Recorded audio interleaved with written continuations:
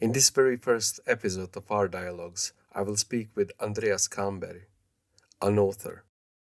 Andreas was my teacher in Swedish when I moved to Sweden.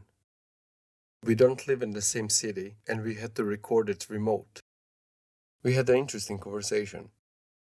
The link for his book is in the description of this episode. Go and buy it. And please, be gentle in your judgment. This is my first time. Tell us about yourself. Who are you, what you're doing, and stuff. Yes, I am Andreas, and I'm from Örebro, Sweden. And I'm a teacher, educated teacher, and I'm a writer too. And I have written a lot of texts during my adult life. I write novels and novellas. Can you tell us more about it?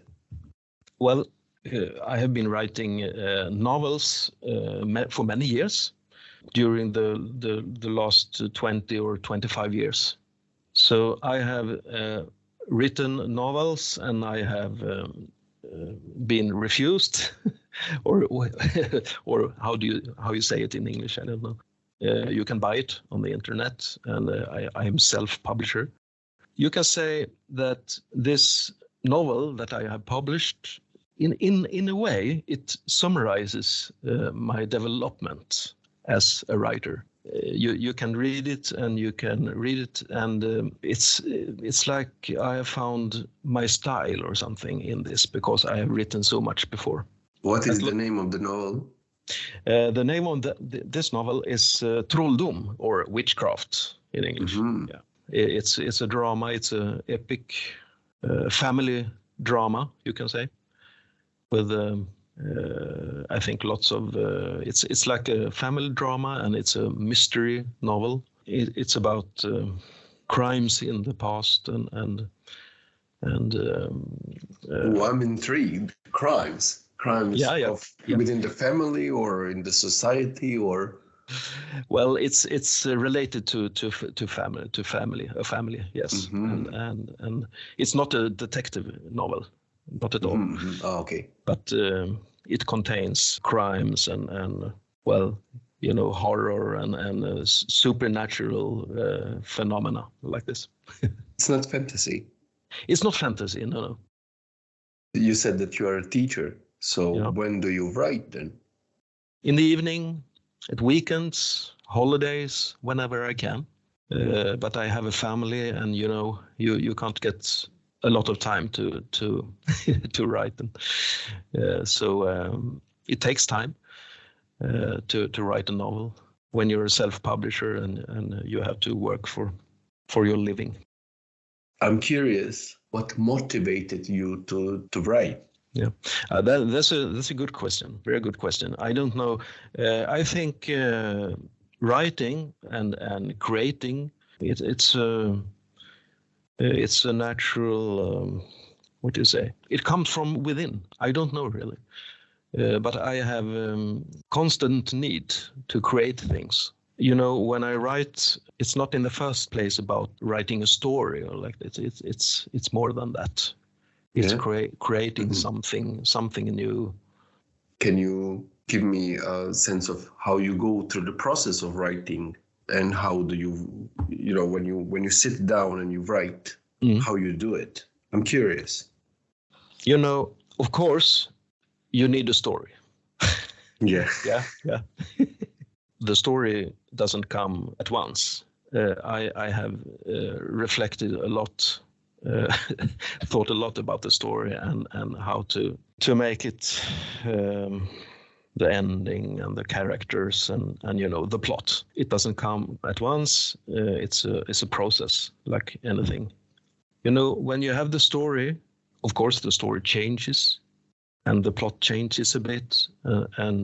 But when I write, for me it's important to have the story, because the real work is the writing, it's the language. Mm-hmm. How to tell this, how to tell this story, and how to make it more than just a story. But because stories, you have it on the movies, you have it at theaters, you have it in novellas and in everyday speaking between people, everyday talking between people. So for me, one of the most important things when I write is language. Yeah, in what sense? When I watch movies, I like movies where the camera is kind of one of the actors. In a similar way, I like novels where the language is part of the story, not just an instrument for the story, but an integrated part of the story itself. I work a lot with the language, how to express things and how to make the language a part of the story, how to make the story rich, the language rich. It's all this with the synonyms and the words, and it's a little bit maybe like being a poet. You have to find the words, and it's difficult because they hide. When you decide to write a story, do you have to have it in your head, or not in your head, but maybe write it down from the beginning to end and then develop the style and everything else? Or you just have an idea and start, okay, tell me. I start writing in the way that I want it to be from the start. So I don't write it down and then I go from the start from the beginning and work with the language. I start working with the language at once. And therefore, it's because of that. So it's important for me to have the story outlined in my head. But do you have it from beginning to the end, or you just find the end, middle, or beginning even? I start from the beginning. Yeah, it's like working with an object, with a sculpture. Well, you develop it, you change it, and you turn it around, and it's almost like watching a sculpture and ask myself, what is this? Do you work in a similar way or totally different? First of all, I don't believe in inspiration. Either you work on something or you don't. Yeah. I call it a goddess. I know I'm not religious. Okay. It's a woman. I don't know why I decided that. When did I decide it? And I don't mean it only with writing. It's also when I paint. This goddess comes and gives me something. I'm thankful. I treat it with respect. Yeah. And I start doing it. Yeah. Well, it's like Salieri in the movie Amadeus, if you have watched it. Oh, yeah. I love that movie, by the way. He thanks the divine power when Yeah. Speaking of that film, the actor who plays Mozart, he has most annoying laughter in the world. Yes, I agree. Oh. Yeah, exactly. I agree. Yeah. I agree. Well, to create, it is time, it's sweat, it's tears, but and it's a lot of disappointment and so on. Yeah. What do you mean disappointment? Well, when you don't find what you seek for, it can be the language, words. You maybe think the plot it's not good, or you think this is good, but no one is going to read it. But do you have anybody to run with it? Like, oh, look what I have written. Can you just take a look? And if they say, oh, this is good, or oh, this is rubbish, this is bad, you're going to listen to them. I understand what you mean. I think it's important with such persons. They can help you. I have some persons, yes, that read it. But, this novel that I have published, nobody read it before. And that was a mistake, I think. Yeah. Why? Well, and you create worlds in your head, and people and characters and plots and human destinies. You are in your own world, and for the artist, it's completely natural, and it's completely logic, everything. But it's in your head. So I think you need people reading your texts. Yeah, I think that is a good thing. You don't have to follow their advices, but I think it's a good thing. Yeah. My next novel, I will let you read, I think. Yeah. If you want. Yes. Yeah, of course. But also when it comes to date of publishing, we're going to do this same in dialogue, not interviews. Do you think, Eldin, that all Yeah. texts, all novels and novellas, do you think it's art? Oh, that's a tough question. Yeah. Because I will say like this, time is a great catalyst for art. Yes. Look at Van Gogh, for example. When he was alive, maybe 15 people know that he existed. Yeah. But look now. I mean, Yes. galleries make millions, gazillions, billions dollars. Yeah. Not only on the fact that he's good as a painter, but also that his life was so bohemian that he killed himself and whatnot. So Dostoevsky is art. Oh, yeah. Yeah, but Dan Brown and the Da Vinci Code, we don't know really. We don't know today if it's going to be art. But I will tell you something. I never read his books. Okay. Never read, because as an art historian, when I heard what they are about and heard what they're, referring to, I said, this is rubbish. Because Leonardo da Vinci, he was illegitimate son. He had to be, hidden from the world and blah, blah, blah. So that's why he doesn't have a last name. He has Leonardo da Vinci. It means from Vinci, the town. Okay. And his father paid for the tuition and to give him some kind of a livelihood. Leonardo da Vinci wasn't just a painter. He was an engineer, and he was one of the first anatomists. He studied anatomy and geology even. But that's for sure that he did more engineering work than paintings. Yes. And he liked to experiment, and The Last Supper was destroyed in his own lifetime. Yeah. And 500 years later, somebody comes there and said, this is a quote. I never read the novel. Yeah. I don't think that I ever will. No. I have read the novel. Yeah. I think it will never be art. Maybe it will be known as blasphemy against Leonardo da Vinci. Is he American, Dan Brown? Yeah. Oh, of course. Of course he is American. Yeah. And not that I have anything against America, but, their education system is a little bit questionable. Yeah, Da Vinci Code is like a hamburger. You eat it and maybe you will eat it again. And then you maybe die because it's very fat or something. Yeah. But let's get back to your novel and your writing. I'm very curious, because when I was your student, I never knew that you write.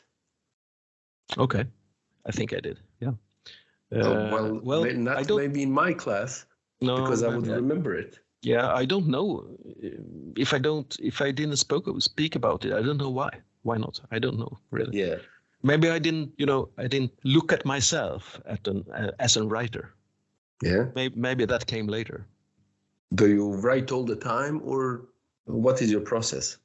I write all the time, not every day, but I have constantly. I have always writing project. Right now, I write a political text, and at the same time, I have started to write a novella book. Yeah, short stories. Yes, short stories. Yes. Yeah, it's very confusing. On English, roman is novel, and novella, short story, is a novel. So I write different kinds of texts. What do you say? Skönlitterär, novel form. Literature. Literature, yeah. I can't say it in English. In Swedish, we say fack literature. Like subject literature? Facklitteratur? Yeah, subject literature. Yes. Yeah. Yes. You write only on Swedish? Yeah, I write only on Swedish, yeah. And when I read literature, novels and novellas, that is only in Swedish too. I don't know why, but when I read novels, genuine literature, I want to read it in Swedish. I think it's because of the language. I want to sense the story, the writing in my own language. Yeah, I think it's. I have read in English too, but for me, reading in Swedish, for me it makes it feels like it's fair in some way to the writer.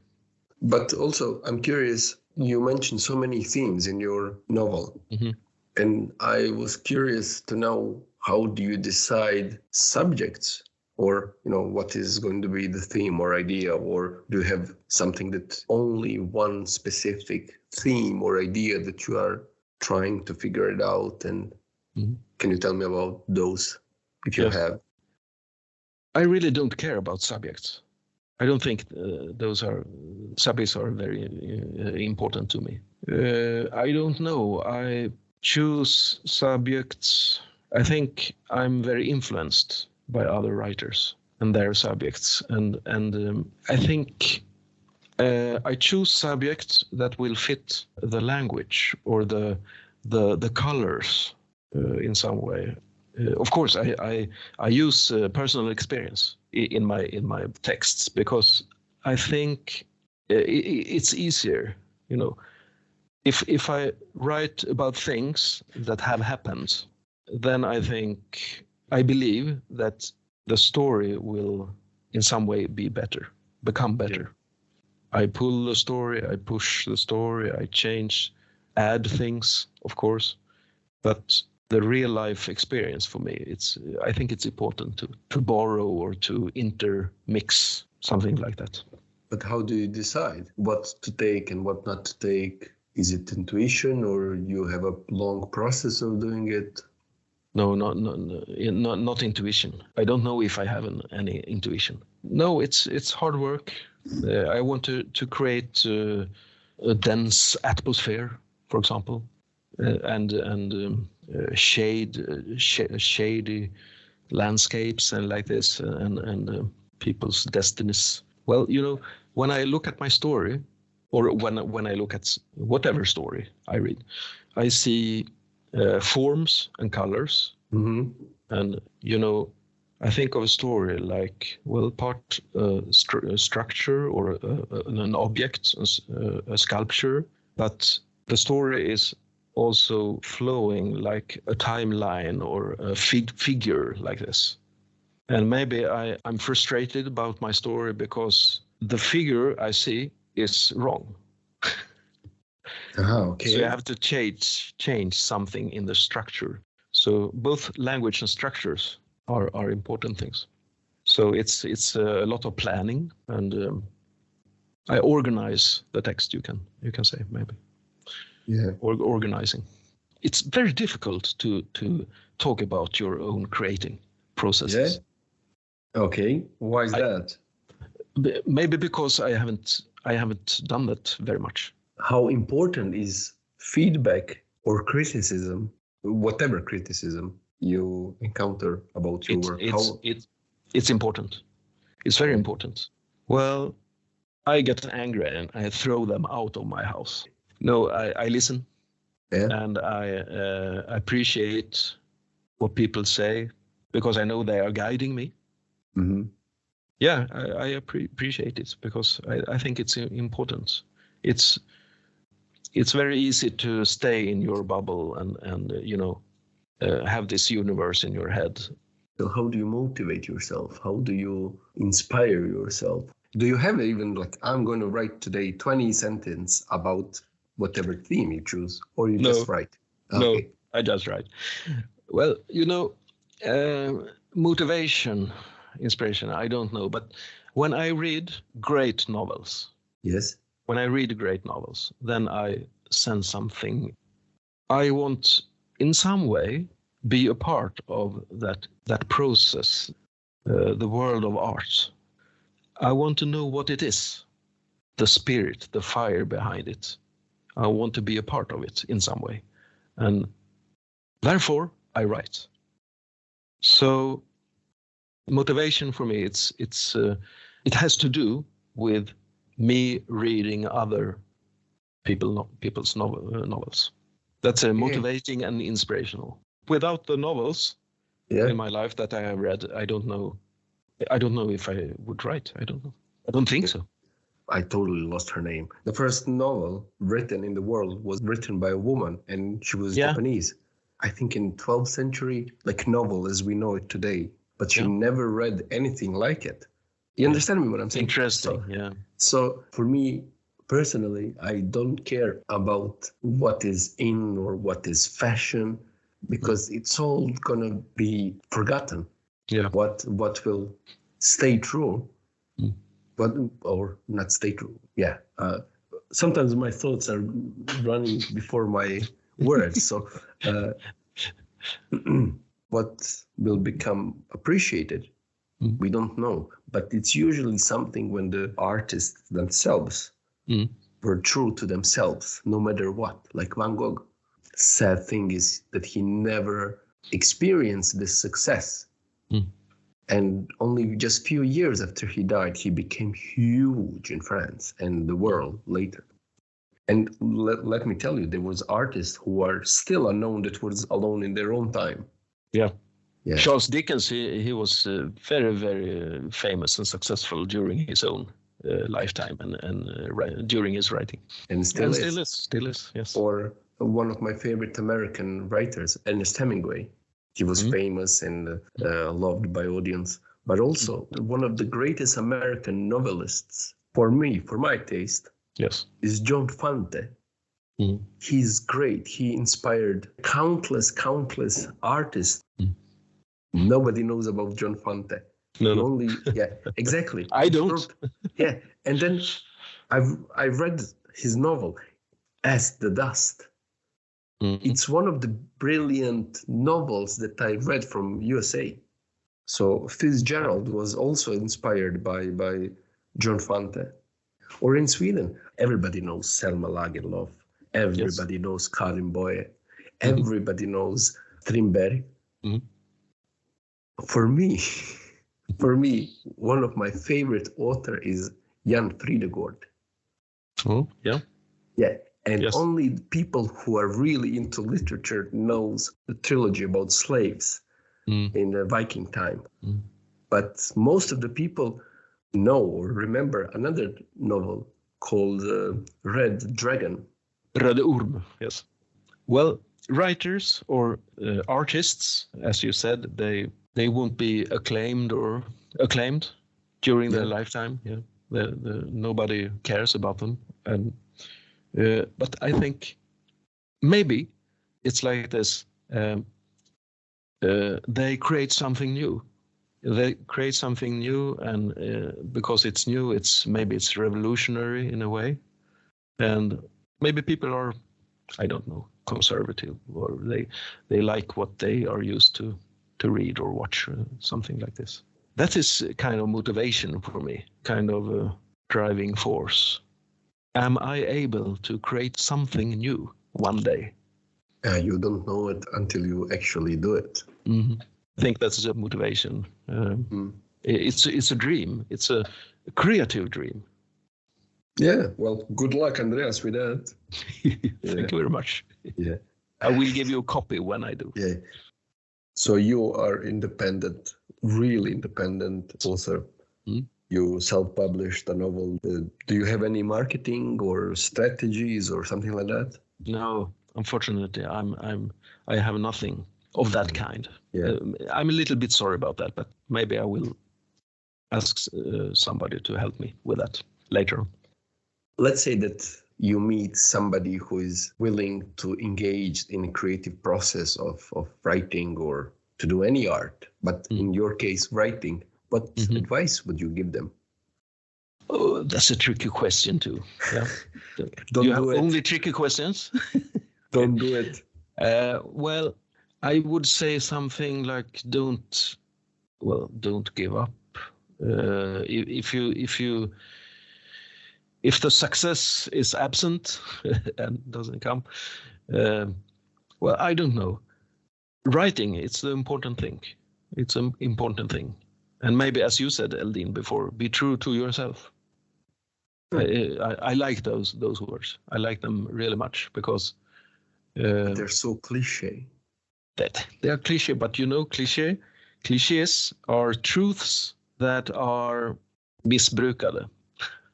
Abuse. Yeah. Abuse. Truths that are abused. That are cliches. So cliches are good sometimes. Yeah. A lot of them. I like that cliche a lot because As you said, it's important to be true to yourself if you want to be an artist, I think. Otherwise, you will be a salesman or a trader or something. Yeah. I have one more question then. Yes. Why do we create art? Why do certain people go into, you know what, I'm going to write something or make a painting or even worse, a poem? Yeah. Because poets are notoriously known for not making money. Yes. Especially today, nobody reads poetry. No. And the publishers don't want to publish because it's always the publisher will not earn anything. So why do we create it then? Why there is a need to create? Yes. Good question. Yeah. Do you know the answer? Yes. Okay, tell me. Yes. Because art is not about art isn't about usefulness or something like that, I think. If you can use art for any ends, I don't know. I like things that you can't use. If you understand what I mean. I don't know how to express it. Maybe you can help me there, Eldin. But I have a theory that of all the arts existing, so painting, sculpture, music, literature, theater, film, photography, yes, only architecture has a proper function and meaning. Yes. Because it will give us whatever we are building, a house or a castle or school, whatever. Yeah. Only the architecture has a meaning. Yeah.